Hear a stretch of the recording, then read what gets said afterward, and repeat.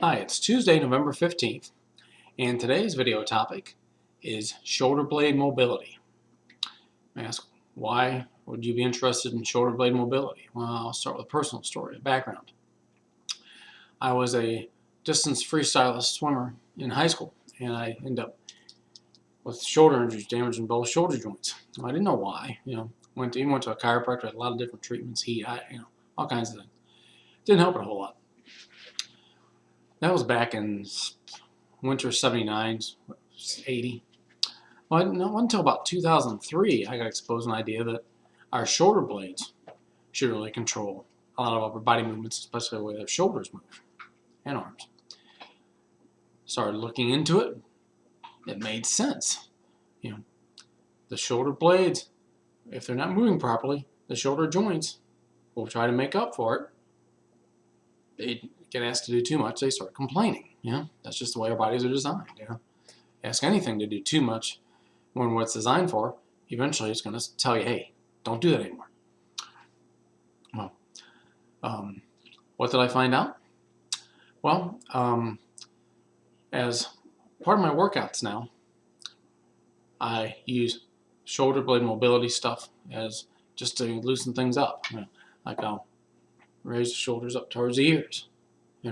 I'll do some retractions, which, basically squeezing the shoulder blades back. I'll even do some circles up, back, and down, especially the down portion. Like when you're getting ready to do squats, or I put a bar on your shoulders for lunges, you really have to keep those shoulder blades back and down. Get that upper back real tight. It's also real good for posture. If I'm sitting down for a while, if I'm keyboards getting everything hunched together, that's one of the postures I do some shoulder blade retraction. Why does this help the shoulder joint? Well, if you look at how I do this. Imagine this is your shoulder. Okay, this is the front of the shoulder. This is the back of the shoulder, I guess. If our shoulder blade retracts forward too much, and this is the head of the humerus, it retracts too much. There's not enough room. All of a sudden, if you get that shoulder blade to rotate backwards a little bit, there's a little more room in there. And it's a kind of an oversimplification, but hopefully you get the idea. So anytime I'm doing any kind of upper body movement at all, I want to make sure the shoulder blades are involved. Nothing else to really initiate the movement. Any kind of pushing. That's one of the reasons I like push-ups now as opposed to bench pressing. I used to think the opposite. But think about it. You're laying on a bench, the shoulders are into that bench. They're not going to move a whole lot. Bench is going to keep it from moving.